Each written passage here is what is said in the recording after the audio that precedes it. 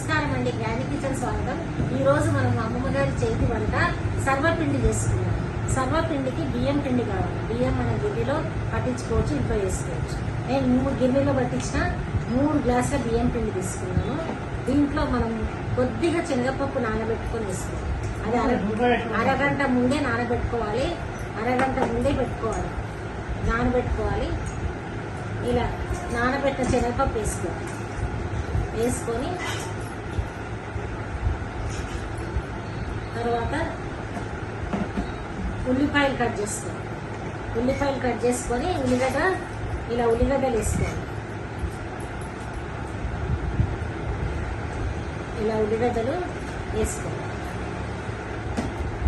తర్వాత సొరకాయ, అంగకాయ అంటారు, సొరకాయ అంటారు. ఇలా మనం తురుముకొని పెట్టుకున్నాం. దాన్ని గీక్కొని తురుముకొని ఇలా వేసుకోవాలి. చాలా టేస్ట్ ఉంటుంది. సర్వపిండి తెలంగాణలో ఫేమస్. ఇది చాలా మంది చేసుకుంటారు. వర్షాకాలం చేసుకుంటే చాలా బాగుంటుంది. బయట వెదర్ చలికాలం, వర్షాకాలం ఆ వెదర్కు తగ్గట్టు మాకు ఉంటుంది. ఇందులో మనం మళ్ళీ కొంచెం నువ్వులు వేసుకున్నాం.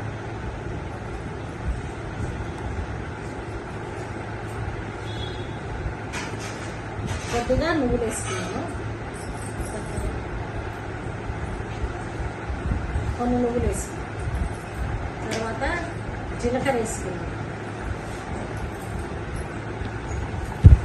కొంచెం జీలకర్ర వేసిన తర్వాత మనం ఉప్పు, కారం, పసుపు వేసి ఇవన్నీ ఇలా కలుపుకోవాలండి.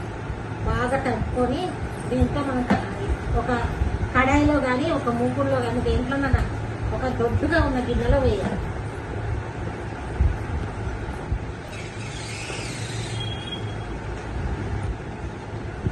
ఉప్పు 2 చెంచాలు వేసుకున్నా. అట్లాగే కారం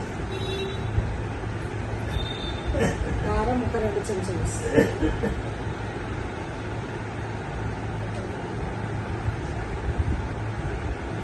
ఇప్పుడు దీన్ని మనం తడుపుకున్న తర్వాత మీకు చూపిస్తాం. ఇప్పుడు ఇంకా పుదీనా, కొత్తిమీర, అదేంది మరి కరివేపాకు, సన్నగా కొత్తిమీర, కరివేపాకు అంతా కలిపి ఈ విధంగా మొత్తం తడుపుకోవాలి. తడిపిన తర్వాత నేను చూపిస్తాను. ఇప్పుడు మనం ఒక కడాయి తీసుకున్నాం. కడాయిలో కొద్దిగా నూనె పోస్తాం. నూనె పోసి ఇప్పుడు ఈ కడాయిలో ఒక ముద్ద తీసుకున్నాను నేను. అందులో ఇలా ఒక ముద్ద తీసుకొని దీన్ని మనం ఈ నూనెలో వేసి ఇలా కొట్టుకుందాం. ఇలా కొట్టుకొని గుంటలు వేసుకోవాలి.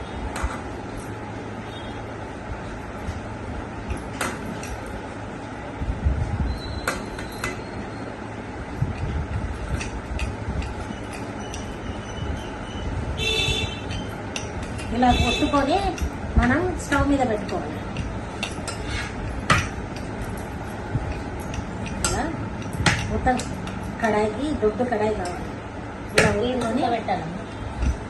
ఇలా ఒత్తుకొని ఇప్పుడు దీంట్లో గుంటలు వేసుకోవాలి. ఇలా గుంటలు చేసుకొని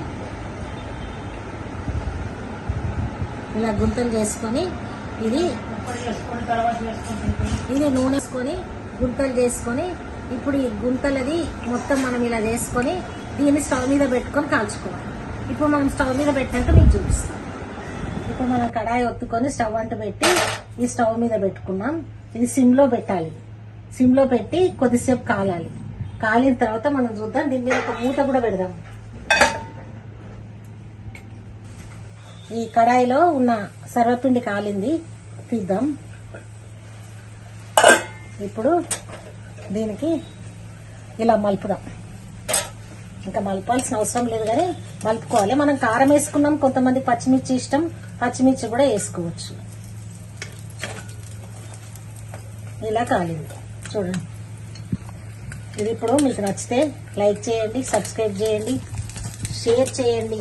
ఇలా చేసి చూడండి, ఇలా తిని చూడండి. Thank you.